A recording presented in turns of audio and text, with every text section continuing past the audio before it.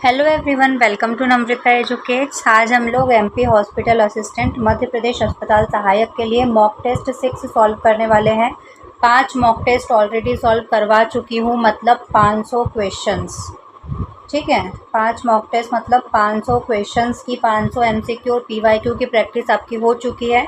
अगर आपने नहीं देखा है तो आई बटन में प्लेलिस्ट का लिंक आ रहा है, वहाँ जाकर देख सकते हो। डिस्क्रिप्शन में भी लिंक मिल जाएगा या फिर चैनल विजिट करोगे तो भी आपको प्लेलिस्ट मिल जाएगी। आज भी हम प्रैक्टिस करेंगे 100 क्वेश्चंस की, जो कि आपके एग्ज़ाम में पूछे जाने वाले हैं। 100 क्वेश्चंस 100 मार्क्स के पूछे जाएंगे और 0.25 की नेगेटिव मार्किंग रहेगी। सिलेबस आपको दिया हुआ है, 5 सब्जेक्ट आपसे पूछे जाएंगे और 2 घंटे का टाइम आपको मिलेगा पेपर सॉल्व करने के लिए। ठीक है, स्टार्ट करते हैं। ये आपका सिलेबस दिया हुआ है, आप भी साथ साथ में सॉल्व करते जाना और चेक करना कि कौन से टॉपिक के क्वेश्चंस आपके गलत हो रहे हैं और कौन से टॉपिक को आपको रिवाइज़ करने की, प्रैक्टिस करने की बहुत ज़्यादा ज़रूरत है। ठीक है, और हाँ, एक और चीज़ मैं बता दूँ, आप लोगों ने अगर 10th की एनसीईआरटी से अपना जो बेस है वो कंप्लीट कर लिया हो और इनकी मॉक टेस्ट की आप प्रैक्टिस कर रहे हो तो और भी ज़्यादा आपको प्रैक्टिस करने की ज़रूरत है। ठीक है, टॉपिक वाइज भी मार्केट में बुक मिल रही है तो वो बुक भी आप लेकर आ सकते हो, उस बुक से भी आप प्रैक्टिस कर सकते हो। काफ़ी सारी मार्केट में बुक आ गई है हॉस्पिटल असिस्टेंट के लिए, तो टॉपिक वाइज जिसमें एमसीक्यू दिए हो वो आप लेकर आ जाओ और उससे भी आपको प्रैक्टिस करना है। एक एक टॉपिक पढ़ते जाओ और फिर उससे प्रैक्टिस करते जाओ और साथ साथ में ये मॉक टेस्ट और जो भी क्लासेस में लूँगी वो भी देखते जाना। तो स्टार्ट करते हैं। पहला क्वेश्चन है, जो किसी भी प्रकार की गलती को सुधार सके उसके लिए एक शब्द क्या है। ये क्वेश्चन आईडी, ऑप्शन आईडी, ठीक है, ये इसमें रिमूव नहीं हो पाया है, इसको रहने देना, इसको मत पढ़ना। ये पहला ऑप्शन है ए, ये बी है, ये सी है और ये डी है। ठीक है, क्योंकि ये जो पीवाईक्यू अभी रिसेंट जो एग्ज़ाम्स हुई थी उसमें पूछे गए थे और वहाँ से डायरेक्ट मैंने स्क्रीनशॉट लिया था, तो इसलिए क्वेश्चन आईडी, ऑप्शन आईडी भी इसमें आ गया है। जो किसी भी प्रकार की गलती को सुधार सके उसके लिए एक शब्द क्या है। सुधारक। ऑप्शन बी इसका सही आंसर होगा, सुधारक। धूर्त मतलब तो चालाक, कपटी होता है। अपराधी मतलब जिसने कोई अपराध किया हो। दोषी मतलब जो किसी अपराध में दोष सिद्ध हो चुका हो। जो कभी न खत्म हो उसके लिए एक शब्द क्या है। अमर, अक्षय, अविनाशी या फिर अनंत। तो ऑप्शन डी अनंत इसका सही आंसर होगा। काफ़ी लोग अक्षय भी टिक करके आएंगे, लेकिन इसका सबसे सही आंसर जो होगा वो अनंत होगा। जिसका कभी अंत ना हो वो अनंत। ठीक है, जो कभी ख़त्म ना हो, जिसका कभी अंत ना हो वो अनंत। अविनाशी जिसका विनाश ना हो। अक्षय जिसका कभी क्षय ना हो। अमर जो कभी ना मरे। निम्न में से कौन सा अघोष वर्ण है। अघोष वर्ण आपको बताना है, ज, ग, य या फिर छ। अघोष वर्ण क्या होते हैं, जैसे कि हम वर्णमाला लिखते हैं क से ज्ञ तक, जब हम व्यंजन लिखते हैं ना, क, ख, ग, घ, अंग, च, छ, ज, झ, इय, ट, ठ, ड, ढ, अण, त, थ, द, ध, न, प, फ, ब, भ और म। ठीक है, यहाँ तक हमने लिखी। अब इसके जो पहले और दूसरे वर्ण हैं, इन पांचों ही लाइनों में जो पहले और दूसरे वर्ण हैं उनको अघोष वर्ण कहा जाता है। क, ख, च, छ, ट, ठ, त, थ और प, फ, इनको अघोष वर्ण कहा जाता है। और पांचों ही लाइनों के जो पीछे के ये तीनों वर्ण हैं, इन सबको सघोष वर्ण कहा जाता है। ठीक है, तो यहाँ पर अघोष वर्ण पूछा है तो ज यहाँ पर आ रहा है, सघोष है। ग भी सघोष है और य भी सघोष है। जो छ है वो यहाँ पर आ रहा है। ठीक है, अघोष में आ रहा है, तो ऑप्शन डी इसका सही आंसर होगा। छ एक अघोष वर्ण है। वे हमारे कॉलेज की छात्राएं हैं, वाक्य में कौन सा सर्वनाम है। पुरुषवाचक, संबंधवाचक, अनिश्चयवाचक या फिर निश्चयवाचक। तो ऑप्शन डी इसका सही आंसर होगा। निश्चयवाचक सर्वनाम है क्योंकि यहाँ पर एक सर्टेन चीज़ की बात हो रही है, वे हमारे कॉलेज की छात्राएं हैं। एक निश्चित वस्तु या निश्चित इंसान की बात हो रही है कि सामने छात्राएं खड़ी है और आप उनको पॉइंट करके बोल रहे हो कि वे हमारे कॉलेज की छात्राएं हैं, तो वहाँ पर निश्चयवाचक सर्वनाम होगा। सर्वत्र में किस प्रकार का क्रिया विशेषण प्रयुक्त हुआ है? सर्वत्र मतलब हर जगह, ठीक है। स्थान की बात हो रही है, जगह की बात हो रही है, तो यहाँ पर स्थानवाचक क्रिया विशेषण है। ऑप्शन डी इसका सही आंसर होगा। निम्नलिखित में से किस उपसर्ग का प्रयोग कर विलोम बनाने के लिए किया जाता है? कौन सा उपसर्ग का प्रयोग कर आप विलोम शब्द बना सकते हो? गैर, कम, हर या फिर दर। तो गैर का उपयोग करके, जैसे कि सरकारी है तो गैर सरकारी, इस तरह से आप गैर का उपयोग करके विलोम शब्द बना सकते हो। ये सभी PYQ में पूछे गए प्रश्न है। आप काज महाकाज, इसका अर्थ क्या होता है? अपने काम को सर्वोत्तम पेश करना, दूसरों को अपना काम देना, अपने काम को हमेशा प्राथमिकता देना या फिर अपना काम स्वयं करने से ठीक होता है। तो आप काज महाकाज मतलब अपना काम स्वयं करने से ठीक होता है। ऑप्शन डी इसका सही आंसर होगा। अगर आप अपना काम किसी और के भरोसे पर छोड़ दोगे तो वो समय पर पूरा भी नहीं हो पाएगा और जैसा आपको चाहिए वैसा काम हो भी नहीं पाएगा। खुद से आप काम करोगे तो आप अपना काम समय पर भी पूर्ण कर लोगे और जैसा आपको चाहिए वैसा आपका काम हो जाएगा। तो अपना काम स्वयं करने से ही ठीक होता है। बे उपसर्ग का अर्थ क्या होता है? ऊपर, नीचे, बिना या फिर साथ। तो बे मतलब होता है बिना। जैसे कि बेघर तो बिना घर का, बेघर मतलब बिना घर का। बेवफा मतलब बिना वफा का। खपरेल शब्द में कौन सा प्रत्यय होगा? प्रत्यय शब्द के पीछे लगते हैं, ठीक है। तो इसका मूल शब्द क्या है? खपड़ा। खपड़ा में प्रत्यय जुड़ा हुआ है एल, तो बन गया खपरेल। ऑप्शन डी इसका सही आंसर होगा।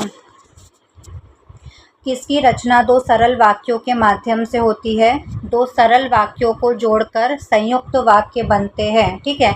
अगर उनके बीच में जैसे और शब्द जोड़ा गया है, राम पढ़ाई कर रहा है और श्याम खेल रहा है, अब इस और को हटा भी दिया जाए तो दोनों वाक्यों को आप स्वतंत्र यूज़ कर सकते हो।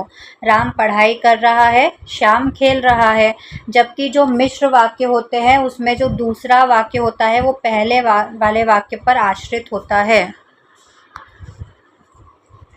इस पद्यांश को पढ़ना है और 11 से 15 तक के जो प्रश्न हैं उनका उत्तर बताना है। श्रृंगार रहा जो निराकार, रस कविता में उच्छ्वसित धार, गाया स्वर्गीय प्रिया संग, भरता प्राणों में राग रंग, रति रूप प्राप्त कर रहा वही, आकाश बदलकर बना मही, हो गया ब्याह आत्मीय स्वजन, कोई थे नहीं न आमंत्रण, था भेजा गया विवाह राग, भर रहा न घर निशी दिवस जाग, प्रिय मौन एक संगीत भरा, नव जीवन के स्वर पर उतरा। ये भी PYQ में पूछा गया पैसेज है, ठीक है। निम्नलिखित में से कौन सा शब्द क्रिया है? क्रिया बताना है तो बदल एक क्रिया है, बदलना, ठीक है। तो ये क्रिया है। भर रहा न घर निशी दिवस जाग, इस पंक्ति में जो निशी दिवस है इसमें किस प्रकार का समास है? तो निशी मतलब तो रात होता है और दिवस मतलब दिन, जहाँ पर दोनों ही पद प्रधान होते हैं, ठीक है। तो हम इसको क्या लिख सकते हैं? समास विग्रह करके रात और दिन। तो और का प्रयोग द्वंद्व समास में होता है जहाँ पर दोनों ही पद प्रधान होते हैं। तो ऑप्शन ए इसका सही आंसर होगा, द्वंद्व समास। प्रिय मौन एक संगीत भरा में प्रिय शब्द कौन सी भाववाचक संज्ञा से संबंधित है? प्रिय मतलब प्रेम से संबंधित है। रति रूप प्राप्त कर रहा वही में रति रूप किस प्रकार का समास है? तो रति के समान रूप। रति कौन थी? कामदेव की पत्नी थी जो कि बहुत सुंदर थी, ठीक है। तो रति के समान रूप, रूप कैसा है? रति के समान है। जहाँ पर विशेषण और विशेष का संबंध बताया जाता है वहाँ पर कर्मधारय समास होता है। जो शब्द विशेषता बताता है वो विशेषण होता है और जिस शब्द की विशेषता बताई जाती है उसे विशेष कहा जाता है। ठीक है, यहाँ पर रूप को किसके समान बताया है? रति कामदेव की पत्नी के समान बताया है। तो यहाँ पर कर्मधारय समास होगा। उच्छ्वसित धार का सर्वश्रेष्ठ पर्यायवाची क्या होगा? धार मतलब जो धारा प्रवाह होता है, उच्छ्वसित मतलब ऊपर उठता हुआ या उफनता हुआ प्रवाह, मतलब तीव्र प्रवाह। ऑप्शन 20 इसका सही आंसर होगा। इस तरह के क्वेश्चंस पूछे जाते हैं पैसेट से। ठीक है, ये PYQ था। मज्जा मांस रुधिर की कीच देखी विभत्स भई सब मीच, इस पंक्ति का स्थायी भाव क्या है? तो रस कौन सा है? विभत्स रस है, जिसको सुनकर घृणा की भावना उत्पन्न हो रही है। तो यहाँ पर जुगुप्सा इसका स्थायी भाव होता है। आचार्य भरत मुनि के अनुसार रसों की कुल संख्या कितनी मानी गई है? आचार्य भरत मुनि ने रसों की कुल संख्या 8 मानी है और इनका ग्रंथ कौन सा है? नाट्य शास्त्र। भरत मुनि का ग्रंथ कौन सा है? नाट्य शास्त्र। और रस के प्रतिपादक कौन कहे जाते हैं? भरत मुनि कहे जाते हैं। काव्य शास्त्र के अनुसार रसों की संख्या कितनी मानी गई है? 9 मानी गई है। हे खग मृग हे मधुकर श्रेणी, तुम देखी सीता मृग नैनी, इस चौपाई में श्रृंगार रस का कौन सा भेद प्रयुक्त हुआ है? श्रृंगार रस के 2 प्रकार होते हैं, संयोग श्रृंगार और वियोग श्रृंगार। वियोग का मतलब ये नहीं होता है कि ब्रेकअप हो गया है, प्रेमी प्रेमिका प्यार तो करते हैं लेकिन अभी लॉन्ग डिस्टेंस में है, वो दूर दूर है। जब माता सीता का हरण हो जाता है, रावण उनका हरण करके लेकर जाता है, तो जो भगवान श्री राम है वो जंगल में सबसे पूछते हैं, हे खग हे मृग हे मधुकर श्रेणी, क्या तुमने मेरी सीता को देखा है? तो वियोग श्रृंगार का ये उदाहरण है। निम्नलिखित में से कौन सा शब्द द्विगु समास का उदाहरण है? द्विगु समास वो होता है जिसका पहला पद संख्यावाची विशेषण होता है, जैसे कि चौराहा। अब यहाँ पर एक कन्फ्यूज़न अपना दूर कर लेना, जो कि हर जगह होता है कन्फ्यूज़न आपको। चौराहा में जो चौ मतलब 4 आ रहा है, ये पूर्व पद है और जिस भी शब्द का पूर्व पद संख्यावाची विशेषण होता है वहाँ पर द्विगु समास होता है। ठीक है, तो चौराहा में क्या है? द्विगु समास है। यथाशक्ति में तो यथा प्रति जैसे शब्दों का प्रयोग होता है, वहाँ पर अव्ययी भाव समास होता है। लंबोदर, जहाँ पर दोनों ही पद प्रधान नहीं होते हैं और कोई तीसरा ही पद प्रधान होता है। लंबा है उदर जिसका, अर्थात श्री गणेश। लंबोदर किसको बोलते हैं? श्री गणेश को, है ना। तो यहाँ पर कोई तीसरा ही पद प्रधान है, तो यहाँ पर बहुव्रीहि समास होगा। माता पिता, माता और पिता, जहाँ पर दोनों ही पद प्रधान होते हैं वहाँ पर द्वंद्व समास होता है, तो माता पिता में द्वंद्व समास है। अब यहाँ पर एक मैं बताती हूँ आपको, जैसे कि एक शब्द मैंने लिखा है 25, तो 25 यहाँ पर आप संख्या देखकर क्या टिक कर दोगे? द्विगु समास। लेकिन 25 द्विगु समास का उदाहरण नहीं है, जो 25 है वो द्वंद्व समास का उदाहरण है। कैसे? तो देखो, जिस भी शब्द का जो पूर्व पद होता है वो अगर संख्यावाची विशेषण है, जैसे कि चौराहा में, चौराहा मतलब क्या होता है? 4 रास्तों का समूह, तो इसमें 4 इसका पूर्व पद है। जैसे कि त्रिपाठी, 3 पाठों को करने वाला। त्रिवेदी, 3 वेदों का ज्ञाता। त्रिवेदी में जो 3 आ रहा है वो पूर्व पद है। ठीक है, और यहाँ पर एक कंप्लीट नंबर ही लिखा हुआ है। 25 तो क्या है? पूरी संख्या है, इसका पूर्व पद तो संख्यावाची विशेषण नहीं है। इसका अगर हम समास विग्रह करेंगे तो क्या बनेगा? 5 और 20। क्या बनेगा? 5 और 20। ठीक है, इसके भी दोनों ही पद प्रधान है और बीच में किससे जुड़े हुए हैं? और या आदि, इससे कोई भी शब्द जुड़े होते हैं तो वहाँ पर द्वंद्व समास होता है। ठीक है, जिस भी शब्द का पूर्व पद संख्यावाची विशेषण दिखाई दे वहाँ पर द्विगु समास होता है। और कोई नंबर लिखा हुआ है 25, 38, 40, 42, 43, कोई भी नंबर दिख जाए आपको, वहाँ पर द्वंद्व समास होगा, द्विगु समास नहीं होगा। Identify the correct tense from the sentence. कौन सा टेंस है इसमें? She has been studying since morning. Since for आता है परफेक्ट कंटिन्यूस में, हैज़ बिन स्टडिंग तो प्रेजेंट परफेक्ट कंटिन्यूस है। ऑप्शन 20 का सही आंसर होगा। टेंस मैंने आपको पढ़ा दिया था। Who is the author of the story a letter to God in the text book first flight. इसमें जो a letter to God story है उसके लेखक का नाम बताना है। ऑप्शन ए इसका सही आंसर होगा, G.L. फ्यूंट्स। राम लक्ष्मण परशुराम संवाद कविता की भाषा कौन सी है? तो राम लक्ष्मण परशुराम संवाद तुलसीदास जी द्वारा जो रचित रामचरितमानस है उसके बाल कांड से लिया गया है। जो तुलसीदास जी ने रामचरितमानस लिखी है वो अवधी भाषा में लिखी है, तो ये भी अवधी भाषा में है। ऑप्शन बी इसका सही आंसर होगा। वाहनों में पीछे का दृश्य देखने के लिए किस दर्पण का उपयोग किया जाता है? तो पीछे का दृश्य देखना होता है हमको, जिसमें हमको सीधा दिखना चाहिए, इरेक्ट, और छोटी इमेज दिखनी चाहिए, जो कि पॉसिबल है उत्तल दर्पण से, कॉन्वेक्स मिरर से। ऑप्शन बी इसका सही आंसर होगा। जो गाड़ी के आगे की हेडलाइट्स होती है उसमें अवतल दर्पण का यूज़ किया जाता है। निम्नलिखित में से कौन सा जीव द्विखंडन द्वारा जनन करता है? अमीबा। ऑप्शन सी इसका सही आंसर होगा। बेल्जियम में किस भाषाई समूह के लोगों की संख्या सबसे अधिक है? ऑप्शन ए इसका सही आंसर होगा, डच भाषी। कितना है? 59% है, और फ्रेंच वाले 40% के लगभग है। He usually dash to office by bus but today he is walking. Option C इसका सही आंसर होगा। ये जो यूजुअली है वो एक रूटीन या आपकी आदत बता रहा है, ठीक है, जो कि किस में आता है? प्रेजेंट सिंपल टेंस में आता है। तो यहाँ पर गोज़ का यूज़ होगा। जो ही है वो थर्ड पर्सन सिंगुलर है, जिसमें जो वर्ब की फॉर्म आती है उसके साथ एस या एस लगता है, इसलिए यहाँ पर गोज़ का यूज़ हुआ है। Do you have dash urgent work with me right now? Do you have any? Option A इसका सही आंसर होगा। उत्साह कविता के कवि कौन है जिन्होंने बादलों को क्रांति का दूत माना है? उत्साह कविता सूर्यकांत त्रिपाठी निराला ने लिखी है। ऑप्शन सी इसका सही आंसर होगा। चुंबकीय क्षेत्र रेखाएं चुंबकीय चुंबक के किस ध्रुव से निकलती है? तो उत्तरी ध्रुव से निकलती है, ठीक है।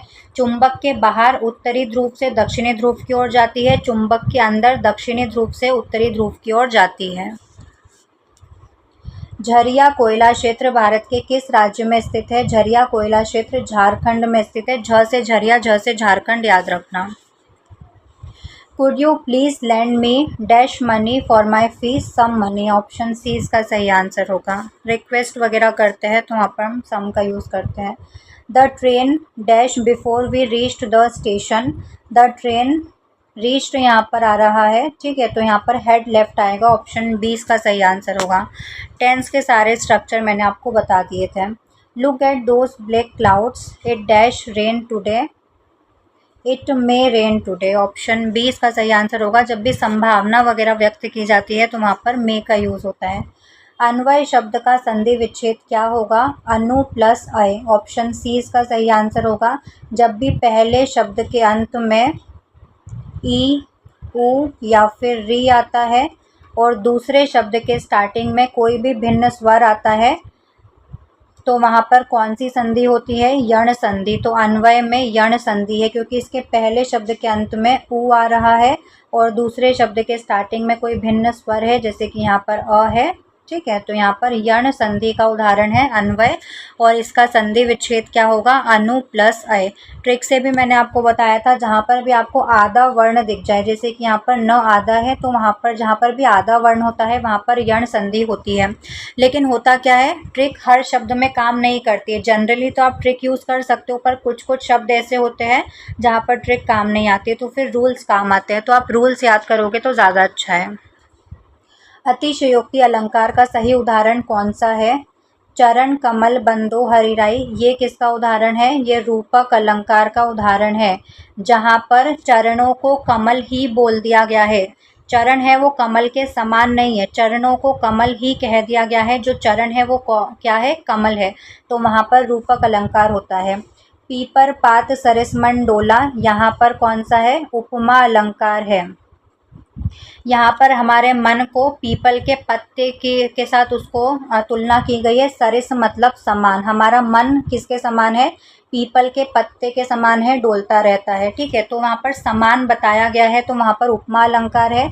यहाँ पर चरणों को कमल के समान नहीं, चरणों को कमल ही कह दिया गया है, तो वहाँ पर रूपक अलंकार होता है।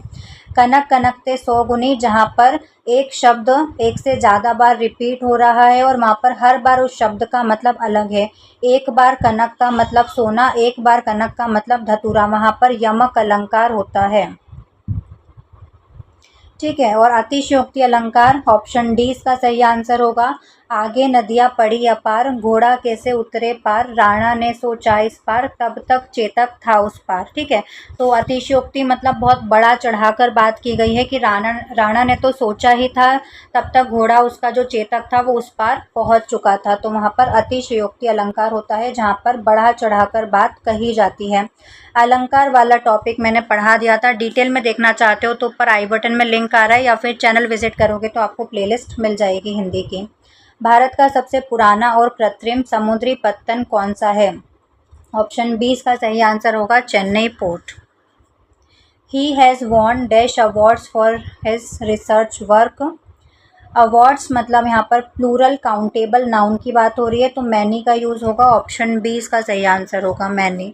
Who is the speaker of the poem Amanda? तो रॉबिन क्लेन ने ये पोएम लिखी है एमेंडा। इसकी स्पीकर कौन है? One of her parents, Amanda का कोई एक parents, most likely her mother, जो हमेशा उसको टोकती रहती है हर चीज़ के लिए। In a formal letter to an editor, formal letter लिखते टाइम एडिटर को, what is the correct layout sequence for the header? Header के लिए सीक्वेंस कौन सा सही है? पहले डेट आती है, सेंडर का एड्रेस आता है, फिर रिसीवर का एड्रेस आता है, या फिर ऑप्शन बी इसका सही आंसर होगा, सबसे पहले सेंडर का एड्रेस आता है, फिर डेट आती है और फिर रिसीवर का एड्रेस आता है। लक्ष्मण परशुराम संवाद में परशुराम ने किसको भुजबल भूमि भूप बिनु किन्हीं कहा है? ऑप्शन ए इसका सही आंसर होगा, परशुराम ने खुद को कहा है। उन्होंने कहा है कि मुझ में इतना बल है कि मैंने इस पृथ्वी को कई बार क्षत्रियों से विहीन कर दिया है और वो भूमि मैंने ब्राह्मणों को दान कर दी थी, ऐसा उन्होंने अपने बारे में कहा था। नौबत खाने में इबादत पाठ में बिस्मिल्लाह खान के लिए इबादत का अर्थ क्या है? सुर, साधना और नमाज। ऑप्शन बी इसका सही आंसर होगा।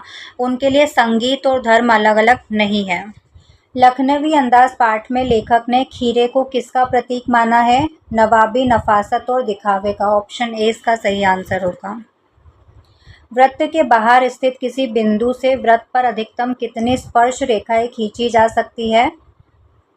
तो ये एक वृत्त है, इसके बाहर कोई एक बिंदु है, मान लो यहाँ पर एक बिंदु है, इससे वृत्त पर टेंजेंट, टेंजेंट का मतलब क्या होता है?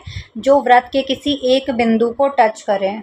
तो यहाँ से एक हमने यहाँ पर खींच दी, दो बिंदु को टच कर गया ये। एक सेकेंड, इसको इरेज करते हैं। ये सर्कल है, ये बिंदु है, यहाँ से हमने खींची जो कि वृत्त के एक बिंदु को स्पर्श करते जाना चाहिए, और यहाँ से हमने दूसरी स्पर्श रेखा खींची, तो दो स्पर्श रेखाएं खींची जा सकती है। बाकी इसके बाद दो के बाद कोई भी हम स्पर्श रेखा खींचेंगे तो वृत्त के एक से ज़्यादा बिंदुओं को स्पर्श करेगी। तो ऑप्शन सी इसका सही आंसर होगा, दो स्पर्श रेखाएं खींची जा सकती है। आधुनिक आवर्त सारणी में आवर्त और समूह की संख्या क्रमशः कितनी होती है? तो 7 आवर्त होते हैं, मतलब हॉरिजॉन्टल कितने होते हैं? 7 आवर्त उनको बोलते हैं। और वर्टिकल कितने होते हैं? समूह ग्रुप बोलते हैं उनको, 18 ग्रुप होते हैं। ऑप्शन ए इसका सही आंसर होगा। 1815 की वियना कांग्रेस की मेजबानी किसने की थी? ऑस्ट्रिया के चांसलर थे ड्यूक मेटरनिख ने की थी। ऑप्शन ए इसका सही आंसर होगा। भारतीय कम्युनिस्ट पार्टी सीपीआई-एम की स्थापना किस वर्ष हुई थी?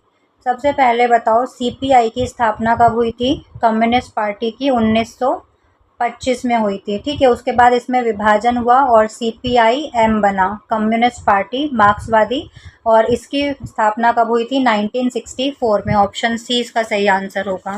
Choose the correct passive voice for the boy laughed at the beggar. The beggar was laughed at by the boy. Option C इसका सही आंसर होगा। In the story the midnight visitor how did Max enter Fowler and Ausable's room. जो Max था वो ऑजेबल के room में कैसे enter हुआ था? तो एक मास्टर की उसने बनवाई थी using a pass key through the main door. Option B इसका सही आंसर होगा, मेन दरवाजे से ही आया था मास्टर चाबी बनवाकर। What does the poet Walt Whitman admire about animals in his poem Animals? Walt Whitman की पोयम है एनिमल्स, वो एनिमल्स को किस तरह से एडमायर करते हैं? ऑप्शन ए इसका सही आंसर होगा। They are placid and self contained. Placid मतलब शांत और सेल्फ कंटेन्ड मतलब आत्मसंतुष्ट वो मानते हैं एनिमल्स को। दे क्राई फॉर सिंस, वो अपने पापों के लिए रोते हैं नहीं। दे वर्शिप अदर एनिमल्स नहीं। They are crazy about owing things नहीं। ठीक है, जो वॉल्ट विटमैन है वो क्या मानते हैं, एनिमल्स को बहुत शांत और संतुष्ट मानते हैं। वो एनिमल्स को इंसानों से ज़्यादा अच्छा समझते हैं, क्योंकि जो एनिमल्स होते हैं वो इंसानों की तरह लालची और ऐसे नहीं होते जो कभी संतुष्ट ही ना हो। ये गद्यांश है, इसको पढ़कर 50 से 54 तक के प्रश्नों के आपको आंसर देना है। मानव जीवन का निर्माण केवल भौतिक सुख सुविधाओं से नहीं होता। मनुष्य को शारीरिक संतुष्टि के साथ साथ मानसिक और आध्यात्मिक शांति की भी आवश्यकता होती है। आज का युग विज्ञान और तकनीक का युग है, जिसने मनुष्य के जीवन को बेहद तीव्र और सुगम बना दिया है। परंतु इस गतिशीलता के चक्कर में मानव ने अपनी मानसिक शांति और नैतिक मूल्यों को दांव पर लगा दिया है। हम मशीनों के इतने ज़्यादा आदी हो चुके हैं कि हमारा अंतःकरण भी यांत्रिक होता जा रहा है। जीवन में साहित्य, कला, संस्कृति का वही स्थान है जो शरीर में प्राणों का होता है। साहित्य हमें संवेदनशील बनाता है, दूसरों के दुख में दुखी होना सिखाता है और समाज को जोड़ने का कार्य करता है। जो समाज अपने साहित्य संस्कृति की उपेक्षा करता है, वो भौतिक रूप से कितना भी समृद्ध क्यों न हो जाए, आंतरिक रूप से खोखला ही रहता है। इसलिए वास्तविक प्रगति वह है जहाँ विज्ञान की शक्ति के साथ आत्मिक चेतना और मानवीय मूल्यों का सुंदर समन्वय हो। ठीक है, अब इस पर बेस्ड 5 क्वेश्चन है, उसके आंसर हमको देना है। गद्यांश के अनुसार वास्तविक प्रगति किसे माना गया है, तो अभी लास्ट लाइन में ही हमने पढ़ा विज्ञान की शक्ति और मानवीय मूल्यों के सुंदर समन्वय को। ऑप्शन बी इसका सही आंसर होगा। आज के मनुष्य का अंतःकरण यांत्रिक होने का मुख्य कारण क्या है, मशीनों और भौतिक सुख सुविधाओं पर अत्यधिक निर्भरता। ऑप्शन सी इसका सही आंसर होगा। संवेदनशीलता का समाज में क्या महत्व है और ये हमको क्या सिखाता है, ये हमें दूसरों के दुख को समझने में मदद करता है और इसे साहित्य सिखाता है। ऑप्शन ए इसका सही आंसर होगा। गद्यांश में उपेक्षा शब्द का प्रयोग हुआ है, इसका सही विलोम शब्द क्या होता है, उपेक्षा का अपोजिट होता है अपेक्षा। ऑप्शन ए इसका सही आंसर होगा। जो समाज अपने साहित्य और संस्कृति की अनदेखी करता है, उस पर क्या प्रभाव पड़ता है, वो बाहर से समृद्ध होने पर भी अंदर से खोखला रह जाता है। ऑप्शन सी इसका सही आंसर होगा। समीकरण x-1 का स्क्वायर प्लस x-2 का स्क्वायर प्लस x-3 का स्क्वायर बराबर 0 के जो वास्तविक मूल है उनकी संख्या कितनी होगी, तो इसके 0 वास्तविक मूल होंगे। ऑप्शन डी इसका सही आंसर होगा। यदि एक अर्धवृत्ताकार चांदे का परिमाप 36 सेंटीमीटर है तो इसका डायामीटर व्यास कितना होगा। अर्धवृत्त मतलब इस प्रकार का जो डी होता है, ठीक है, प्रोटेक्टर्स को बोलते हैं। इसका परिमाप मतलब ये पूरी बाउंड्री हमको कितनी दी हुई है, 36 सेंटीमीटर। इसका डायामीटर, ये वाली जो लाइन है डायामीटर, ये हमको निकालना है।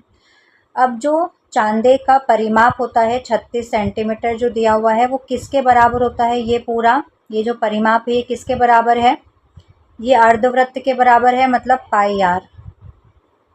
ठीक है, पूरा जो वृत्त होता है उसका परिमाप क्या होता है, 2 पाई आर। अर्धवृत्त की जो ये लंबाई है, इस गोले की लंबाई, तो ये कितनी हो जाएगी, पाई आर हो जाएगी। प्लस ये क्या है, डायामीटर है। डायामीटर रेडियस का डबल होता है, मतलब इसको हम 2r लिख सकते हैं, रेडियस का डबल 2r। ठीक है, अब ये 36 इज इक्वल्स टू, दोनों में r है तो r हम कॉमन ले लेंगे, यहाँ से क्या बचा, पाई बचा, और यहाँ से कितना बचा, 2 बचा। ठीक है, ये 36, यहाँ पर हम पाई की वैल्यू रख देंगे। पाई की वैल्यू कितनी होती है, 22/7 होती है, प्लस 2। यहाँ पर इसका एलसीएम ले लेंगे 22/7 प्लस 2 का। नेक्स्ट पेज पर चलते हैं। 36 इज इक्वल्स टू r। 22 यहाँ पर आएगा, इधर कितना था, 7 दूनी 14 आ जाएगा, अपॉन में 7। ठीक है, 36 बराबर r, 22 और 14 कितना हो जाएगा, 36/7। ये 36 से 36 कैंसिल हो गया, ये 7 इक्वल के उधर जाएगा तो ऊपर हो जाएगा। तो r की वैल्यू, रेडियस कितनी आ गई, 7 सेंटीमीटर आ गई। अब जो डायामीटर होता है वो रेडियस का डबल होता है, तो रेडियस 7 है तो डायामीटर इसका डबल हो जाएगा, मतलब 7 दूनी 14 सेंटीमीटर। ऑप्शन ए इसका सही आंसर होगा 14। यदि किसी लंब वृत्तीय शंकु के आधार की त्रिज्या को आधा कर दिया जाए और ऊंचाई वही रखी जाए तो घटे हुए शंकु और मूल शंकु के आयतन का अनुपात कितना होगा। मान लो जो मूल शंकु था V1, उसका आयतन कितना है 1/3 पाई आर स्क्वायर एच। फॉर्मूलाज आपको याद होने चाहिए, ठीक है। अब जो नया वाला शंकु है उसका आयतन कितना हो जाएगा, त्रिज्या को आधा करना है 1/3 पाई, त्रिज्या जो r है वो आधी हो जाएगी, मतलब r/2 का स्क्वायर h, ठीक है। अब इसका हमको क्या निकालना है, अनुपात निकालना है, तो यहीं से निकाल देते हैं रेशो। 1/3 से 1/3 कैंसिल हो जाएगा, पाई से पाई कैंसिल, r से r cancel, r square cancel हो जाएगा, ये 4 जो है वो ऊपर चला जाएगा, ठीक है। तो V1 रेशो V2 कितना हो जाएगा 4:1, या फिर V2 रेशो V1, किसका बताना है हमको, घटे हुए शंकु और मूल शंकु। अब देखो पहले क्या लिखा हुआ है, घटा हुआ शंकु, तो घटा हुआ शंकु V2 था, तो V2 रेशो V1 हमको बताना पड़ेगा। V1 रेशो V2 4:1, तो V2 रेशो V1 कितना हो जाएगा 1:4। ऑप्शन बी इसका सही आंसर होगा। तो क्वेश्चन बहुत ध्यान से पढ़ना, उसमें घटा हुआ शंकु पहले लिखा था तो V2 पहले आएगा। 3 सेंटीमीटर, 4 सेंटीमीटर और 5 सेंटीमीटर भुजाओं वाले जो 3 ठोस घन थे, इसको पिघलाकर एक नया अकेला घन बनाया जाता है। नए घन की भुजा कितनी होगी। तो नए घन का जो आयतन होता है, ए क्यूब हम ले लेते हैं इसको, वो तीनों घन के आयतन के बराबर होता है, तीनों घन के आयतन के सम के बराबर होता है। तीनों घन का आयतन हम निकाल लेते हैं, ठीक है। 3 का क्यूब कितना हो जाएगा 27, मतलब 3 का 3 बार गुणा करना। 4 का क्यूब कितना हो जाएगा 4 चौक 16, 16 चौक 64, और 5 का क्यूब कितना होगा 5 5 25, 25 पंजे 125। इन तीनों को प्लस करेंगे तो कितना होगा, अच्छा 9 7 16 216, ठीक है। अब यहाँ पर ए क्यूब है, ए की वैल्यू निकालेंगे तो इसका क्यूब रूट निकालेंगे 216 का, तो ए कितना हो जाएगा 6 सेंटीमीटर। तो आयतन कितना था नए घन का 216, और इसकी एक भुजा कितनी हो जाएगी 6 सेंटीमीटर। ऑप्शन ए इसका सही आंसर होगा। संख्या -3, -2, -1, 0, 1, 2, 3 में यादृच्छिक एक संख्या x चुनी जाती है, तो बार में x लिखा हुआ है, ठीक है, बार में x लिखा है, <2 होने की प्रायिकता क्या होगी। टोटल कितने हैं ये 3 3 6 और 1 7, टोटल कितने हैं नंबर 7, जो कि नीचे आ जाएगा टोटल आउटकम। हमको क्या चाहिए, जो बार में x है वो <2 होना चाहिए, मतलब -2 से 2 के बीच के नंबर होने चाहिए, जो कि है -1, 0 और 1। कितनी संख्याएं हैं 3 संख्याएं हैं, तो हमारे फेवरेबल आउटकम कौन कौन से हैं 3, -1 है, 0 है और 1 है, तो 3/7 ऑप्शन ए इसका सही आंसर होगा। भारतीय संविधान की प्रस्तावना के संबंध में कौन सा कथन सही है। इन चारों में से हमको सही कथन बताना है, ठीक है। 3 गलत है, 1 सही है, वो सही हमको बताना है। ये संविधान का भाग नहीं है। 1972 में संविधान में एक संविधान संशोधन करके इसको बाद में जोड़ा गया। इसे संसद द्वारा संशोधित नहीं किया जा सकता। ये प्राप्त किए जाने वाले उद्देश्यों को इंगित करता है। तो बहुत ही ईजी है। तो देखो ये संविधान का भाग नहीं है, ये गलत है, क्योंकि ये संविधान का भाग तो है प्रस्तावना। 1972 में एक संविधान संशोधन करके बाद में जोड़ा गया, नहीं, ये तो स्टार्टिंग से ही संविधान का भाग थी। संसद द्वारा संशोधित नहीं किया जा सकता, ये भी गलत है, क्योंकि इसको संसद द्वारा संशोधित किया जा सकता है। और 1976 में 42वां संशोधन हुआ था, तब संसद ने इसमें पहला संशोधन किया था प्रस्तावना में, जिसमें 3 शब्द जोड़े गए थे, समाजवाद, अखंडता और धर्मनिरपेक्षता। ये प्राप्त किए जाने वाले उद्देश्यों को इंगित करता है, तो ये सही है, ऑप्शन डी इसका सही आंसर होगा। जब 1793 में स्थायी बंदोबस्त परमानेंट सेटलमेंट लागू किया गया तो उस समय लॉर्ड कॉर्नवालिस कहाँ के गवर्नर जनरल थे? बंगाल के थे। ऑप्शन डी इसका सही आंसर होगा। लॉर्ड कॉर्नवालिस 1793 में बंगाल के गवर्नर जनरल थे। परमानेंट सेटलमेंट में क्या किया गया था? जो ज़मींदार थे उनको भूमि का स्थायी मालिक बना दिया गया था और जो टैक्स का रेट था वो भी निश्चित कर दिया गया था हमेशा के लिए। कहाँ कहाँ पर इस परमानेंट सेटलमेंट को लागू किया गया था? तो बंगाल में, बिहार में और उड़ीसा में। निम्नलिखित में से कौन सी सल्तनत निज़ाम शाही राजवंश द्वारा शासित थी? ऑप्शन बी इसका सही आंसर होगा। अहमदनगर, जिसकी स्थापना 1490 में मलिक अहमद ने की थी। गोलकुंडा में कौन सा वंश द्वारा शासित था? गोलकुंडा कुतुब शाही वंश द्वारा, बीजापुर आदिल शाही वंश द्वारा और बरार इमाद शाही वंश द्वारा शासित था। महाबलीपुरम में जो 5 रथों का निर्माण किस राजवंश ने करवाया था? पल्लव राजवंश द्वारा करवाया गया था। इनको सप्त पगोड़ा भी कहा जाता है। नरसिंह वर्मन प्रथम के टाइम पर ये मंदिर बने थे। रणकपुर में स्थित प्रसिद्ध एक मंदिर है, वो जैन मंदिर है। ऑप्शन बी इसका सही आंसर होगा। राजस्थान के पाली जिले में है। कौन से तीर्थंकर को समर्पित है ये मंदिर? तो जैन धर्म के पहले जो तीर्थंकर थे आदिनाथ भगवान ऋषभ देव को समर्पित है। राजस्थान के पाली जिले में है। एक ठोस लकड़ी के घन से अधिकतम आयतन का एक लंबवृत्तीय गोलाकार बेलन काटा जाता है। शेष बची हुई लकड़ी मूल घन के आयतन का कितना प्रतिशत है वो हमको बताना है। एक घन है, ये क्यूब है, ठीक है। इसको काट कर एक बेलन बनाया जाता है। इस घन की भुजा हम मान लेते हैं ए, ठीक है। और अधिकतम आयतन का एक बेलन हमको इससे काटना था, तो घन की जो भुजा होगी वो इस बेलन के व्यास, इसके डायामीटर के बराबर होगी। डायामीटर जो होता है वो रेडियस का डबल होता है, तो जो रेडियस होती है वो डायामीटर की आधी हो जाएगी, मतलब a/2। और हाइट कितनी रहेगी इसकी? ऊंचाई h, मतलब वो a के बराबर ही रहेगी, भुजा के बराबर ही रहेगी। तो हाइट कितनी हो जाएगी? a हो जाएगी। Next page. बेलन का आयतन कितना होता है? πr² h, ठीक है। पाई की वैल्यू 22/7। रेडियस कितनी है? a/2, उसका स्क्वायर कर देंगे इंटू h कितना है? a। अब यहाँ पर 2 से काट देंगे इसको, 2 एकम 2, 2 एकम 2, तो 11/7 इंटू 2 भी बचा है क्योंकि 2 का स्क्वायर था, ठीक है। और ये a स्क्वायर और a कितना हो जाएगा? a का क्यूब हो जाएगा। इसको हम सॉल्व करेंगे तो कितना आएगा? 11/7 दूनी 14, इसको डिवाइड करेंगे तो 0.785 a³, ठीक है।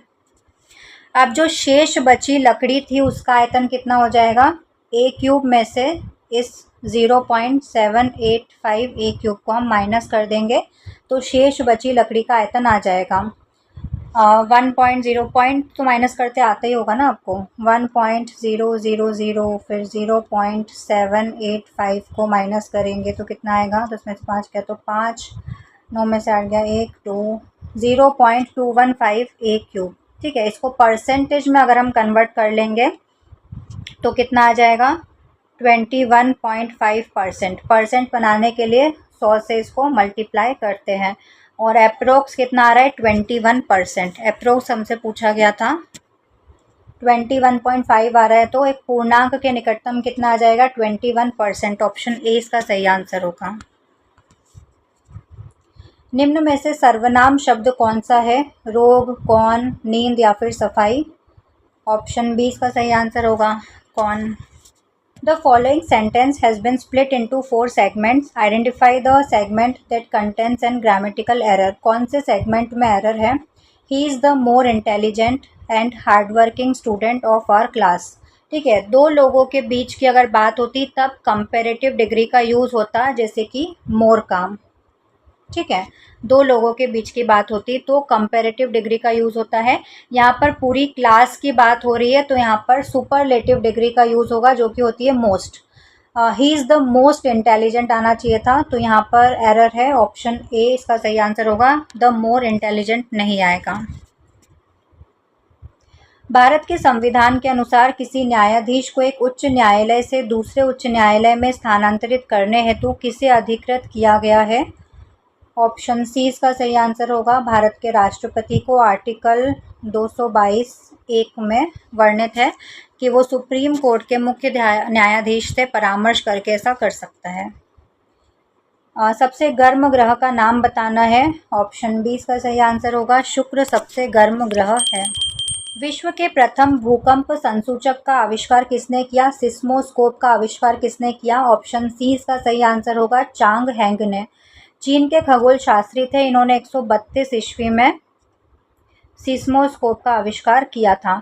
इसके बाद फिर चार्ल्स फ्रांसिस रिक्टर ने रिक्टर स्केल का आविष्कार किया 1935 में भूकंप की तीव्रता को मापने के लिए। विश्व के महासागरों में किस महासागर का सर्वाधिक चौड़ा महाद्वीपीय शेल्फ है? ऑप्शन बी इसका सही आंसर होगा आर्कटिक महासागर का जो साइबेरियन शेल्फ है वो बहुत चौड़ा है, लगभग 1500 किलोमीटर तक का। समानाधिकरण किस अव्यय का भेद है? ऑप्शन ए इसका सही आंसर होगा समुच्चय बोधक। भोजनालय का संधि विच्छेद क्या होगा? भोजन प्लस आलय, भोजनालय। ऑप्शन ए इसका सही आंसर होगा। कौन सी संधि है इसमें? पहले शब्द के अंत में अ या आ रहा है, दूसरे शब्द के स्टार्टिंग में भी आ रहा है। ठीक है, दो समान स्वर वर्ण मिलते हैं, वहाँ पर दीर्घ स्वर संधि होती है। ऑप्शन में तो है ही नहीं। ठीक है, दीर्घ स्वर संधि होगी भोजनालय में। किस काल को गद्यकाल के नाम से भी जाना जाता है? तो आचार्य रामचंद्र शुक्ल ने आधुनिक काल को गद्य काल की संज्ञा दी है। रामचंद्र शुक्ल ने। निम्नलिखित विकल्पों में से किस विकल्प में सभी शब्द व्यक्तिवाचक संज्ञाएं हैं? राम, रामचरितमानस, गंगा। ऑप्शन ए इसका सही आंसर हो जाएगा क्योंकि यहाँ पर मिठास व्यक्तिवाचक नहीं है, बुढ़ापा नहीं है और पुस्तक भी व्यक्तिवाचक नहीं है। ऑप्शन ए में तीनों ही व्यक्तिवाचक संज्ञाएं हैं। Select the most appropriate meaning of the given idiom. ये जो मुहावरा दिया हुआ है इसका मीनिंग बताना है। चाइल्ड्स प्ले मतलब बच्चों का खेल। बच्चों का खेल मतलब something that is very easy. ठीक है, बोलते हैं ना बहुत इजी है, बच्चों का खेल है ये तो। या फिर कुछ बहुत टफ होता है तो बोलते हैं बच्चों का खेल समझ रखा है क्या, चाइल्ड्स प्ले। तो इसका मतलब होता है something that is very easy. कौन सा वेद धार्मिक अनुष्ठानों से संबंध रखता है? यजुर्वेद। ऑप्शन बी इसका सही आंसर होगा। प्रतिक्षण शब्द में कौन सा समास है? तो मैंने आपको बताया था जिस भी शब्द के आगे आपको प्रति, यथा जैसे उपसर्ग या शब्द लगे हुए दिखाई दे वहाँ पर हमेशा अव्ययी भाव समास होता है। या फिर जहाँ पर शब्द रिपीट हो रहे हो जैसे कि दिनों दिन, हाथों हाथ। ठीक है, यहाँ पर रिपीट हो रहा है दिनों दिन, दिन ही दिन में, तो वहाँ पर भी अव्ययी भाव समास होता है। Select the most appropriate meaning of the given idiom. इस मुहावरे का अर्थ बताना है। टू टेक पेन्स मतलब बहुत ज़्यादा एफर्ट्स लगाना। To make efforts. Option D इसका सही आंसर होगा। कलिंग नरेश खारवेल का संबंध किस राजवंश से था? महामेघवाहन वंश से। ऑप्शन ए इसका सही आंसर होगा। उड़ीसा में था ये कलिंग नरेश खारवेल, ये वंश उड़ीसा का था। The following segment has been split into 4 segments. Identify the segment that contains a grammatical error. कौन से सेगमेंट में एरर है? They would have won the race if they would have run faster. तो इफ़ क्लॉज यूज़ हो रहा है तो यहाँ पर इफ़ दे हैड आएगा, वुड हैव नहीं आएगा। ठीक है, तो ऑप्शन डी इसका सही आंसर होगा। इफ़ दे वुड हैव नहीं आता है, इफ़ क्लॉज के साथ वुड हैव नहीं होगा। नालंदा महाविहार साइट कहाँ पर है? बिहार में। ऑप्शन सी इसका सही आंसर होगा। भारत के संविधान के आर्टिकल 300A किससे संबंधित है? संपत्ति का अधिकार, जो कि पहले मौलिक अधिकारों में शामिल था, जिसको 44वें संविधान संशोधन 1978 के द्वारा आर्टिकल 300A में शामिल कर दिया गया और एक कानूनी अधिकार इसको बना दिया गया। कौन सा वर्ण ओष्ठ्य नहीं है जिसके उच्चारण में होठों का इस्तेमाल नहीं होता हो, वो आपको बताना है। म बोलते टाइम होठों का यूज़ हो रहा है, ब बोलते टाइम भी हो रहा है, उ बोलते टाइम भी हो रहा है, आ बोलते टाइम नहीं हो रहा। आ ठीक है, होठों का यूज़ हो रहा है क्या? होठ मिल रहे हैं दोनों? नहीं मिल रहे हैं, अपने ही होठ दोनों। ठीक है, ऑप्शन डी इसका सही आंसर होगा। निम्नलिखित में से विशेष शब्द कौन सा है? मानस एक विशेष शब्द है, इसका विशेषण क्या होगा? मानसिक। मानसिक। दिए गए वाक्य में उपयुक्त विराम चिन्ह का चयन करना है। सुनील जरा इधर आना। तो जब भी हम किसी का नाम लेते हैं फिर हम थोड़ा सा पॉज लेते हैं, मतलब कॉमा आएगा यहाँ पर। ऑप्शन सी इसका सही आंसर होगा। सुनील फिर जरा इधर आना, तो यहाँ पर कॉमा लगेगा। Select the most appropriate synonym of the given word spurn. Spurn का सिनोनियम समानार्थी शब्द बताना है। स्पर्न का मतलब क्या होता है? ठुकरा देना, ठीक है, तिरस्कार करना स्पर्न का मतलब होता है। एडमायर नहीं होगा, गॉसिप तो नहीं होगा, इंक्लूड भी नहीं होगा। ऑप्शन डी इसका सही आंसर होगा। डिस्पाइस। डिस्पाइस मतलब भी क्या होता है? घृणा करना या तुच्छ समझना। 1942 में महात्मा गांधी द्वारा भारत छोड़ो आंदोलन निम्नलिखित में से किस स्थान पर आरंभ किया गया था? ऑप्शन ए इसका सही आंसर होगा। अगस्त क्रांति मैदान, या फिर इसको ग्वालियर टैंक मैदान भी कहा जाता है।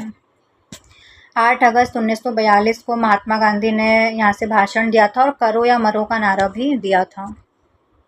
फूंक से पहाड़ उड़ाना मुहावरे का सही अर्थ क्या है? असंभव कार्य करने की कोशिश करना। ऑप्शन ए इसका सही आंसर होगा। निम्न में से किस शब्द की वर्तनी सही है? भाग्यमान नहीं होता है, भाग्यवान होता है। रामायण नहीं होता है, रामायण होता है। लालायित सही लिखा हुआ है, वाल्मीकि इस तरह से लिखते हैं। ठीक है, तो ये तीनों गलत है, लालायित सही लिखा हुआ है।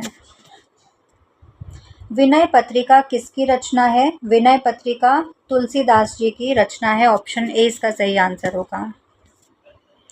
और ये कौन सी भाषा में लिखी हुई है विनय पत्रिका? ब्रज भाषा में। अव्ययी भाव समास का उदाहरण कौन सा है? तो मैंने अभी आपको बताया था, जहाँ पर शब्दों की पुनरावृत्ति होती है वहाँ पर भी अव्ययी भाव समास होता है। तो पल पल 2 बार आ रहा है, तो यहाँ पर अव्ययी भाव समास होगा। ऑप्शन ए इसका सही आंसर होगा। अन्न जल, यहाँ पर दोनों ही पद प्रधान है, अन्न और जल। अंत अनंत भी दोनों पद प्रधान है, अंत और अनंत। धर्मा धर्म में भी आपको ऐसा लग रहा होगा कि धर्म धर्म तो रिपीट हो रहा है, कंफ्यूज करने के लिए आपको दिया हुआ है।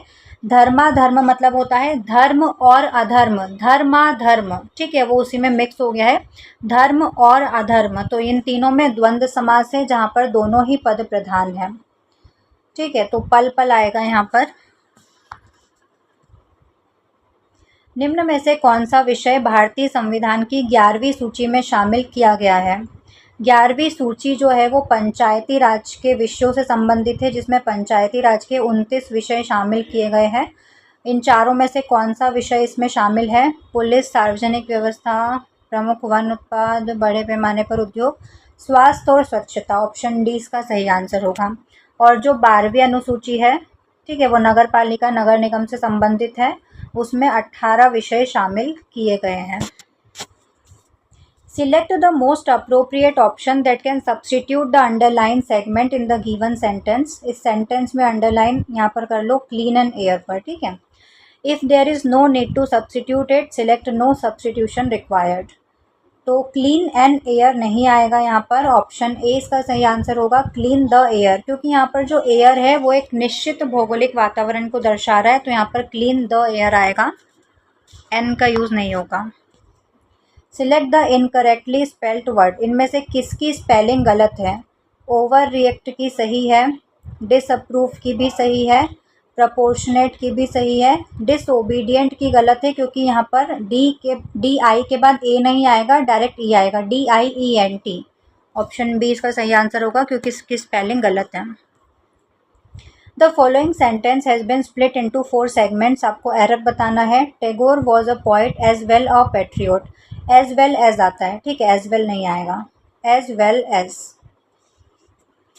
19 संख्याओं का औसत 22.8 है। पहली 10 संख्याओं का औसत 18.4 है।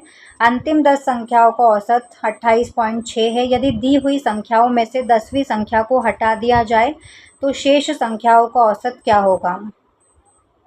19 संख्याओं का औसत 22.8 है, तो 19 संख्याओं का कुल योग कितना होगा? 19 इंटू 22.8 मल्टीप्लाई करेंगे तो कितना आएगा? 433 अप्रोक्स आएगा। ठीक है। पहली 10 संख्याओं का औसत 18.4 है, तो पहली 10 संख्याओं का कुल योग कितना होगा? 184। अंतिम 10 संख्याओं का औसत 28.6 है, तो अंतिम 10 संख्याओं का कुल योग कितना होगा? 286। ठीक है। अब पहली 10 संख्या अंतिम 10 संख्याओं का कुल योग कितना हो जाएगा? 184 में 286 को अगर जोड़ेंगे तो कितना आएगा? 6 4 10 16 7 4 470। ठीक है। अब 470 में जो 10वीं संख्या है वो 2 बार शामिल हो गई है, तो 470 में से 433 को माइनस करेंगे तो कितना आएगा?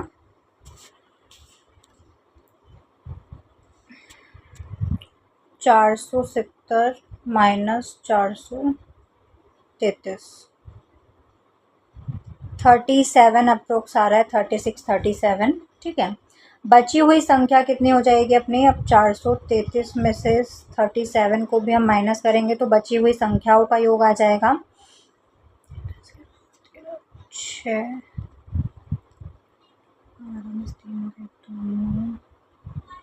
396। ठीक है।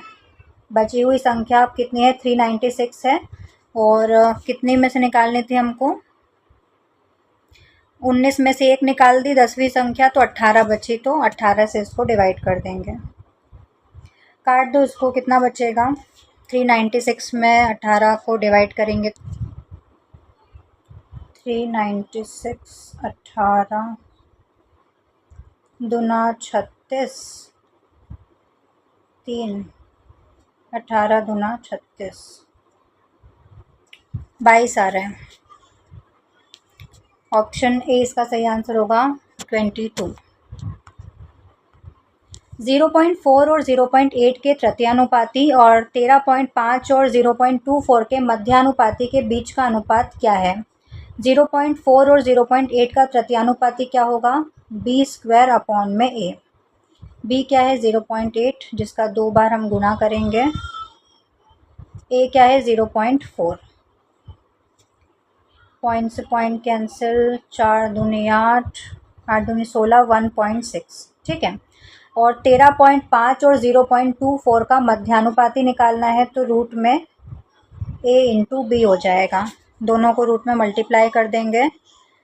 13.5 मल्टीप्लाई 0.24 डायरेक्ट अगर मैं सॉल्व करूँ तो कितना आ जाएगा? 1.8। अब 1.6 और 1.8 का रेशियो निकालना है, तो रेशियो निकाल देंगे। पॉइंट से पॉइंट हट जाएगा। 2 8 16 2 9 18 8:9।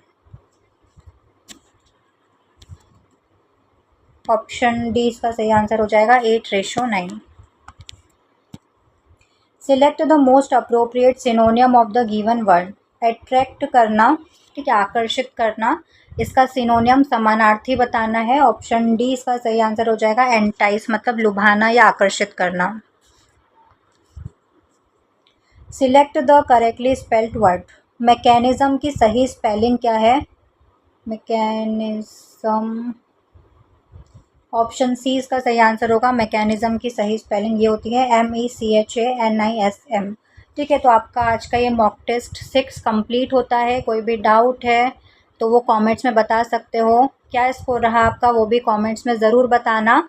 और कौन कौन से टॉपिक आप लोगों के तैयार हो गए हैं वो भी कमेंट्स में ज़रूर बताना। ठीक है। कैसा लगा ये भी ज़रूर बताना। इसका PDF आपको चाहिए तो टेलीग्राम चैनल पर मिल जाएगा। टेलीग्राम चैनल का लिंक आपको डिस्क्रिप्शन बॉक्स में मिल जाएगा, तो वहाँ से जाकर आप PDF से इसको रिवाइज़ कर सकते हो। एग्ज़ाम टाइम पर भी आप रिवीजन कर सकते हो सारे मॉक टेस्ट का। इसके अलावा अगर आपने चैनल को अभी तक सब्सक्राइब नहीं किया है तो सब्सक्राइब कर लेना और बेल आइकन प्रेस कर देना, ताकि जो वीडियोज़ आने वाले हैं उनके नोटिफिकेशन आप तक जल्द से जल्द पहुँच जाएँ। शेयर भी करना, लाइक भी करना अगर पसंद आया हो तो। स्क्रीन पर देखो मॉक टेस्ट की प्लेलिस्ट शो हो रही है, हिंदी की भी प्लेलिस्ट शो हो रही है, तो वहाँ से जाकर अगर सारे मॉक टेस्ट पढ़ना चाहते हो, हिंदी पढ़ना चाहते हो तो पढ़ सकते हो। आज के लिए बस इतना ही, हम मिलते हैं नेक्स्ट वीडियो में। जय हिंद।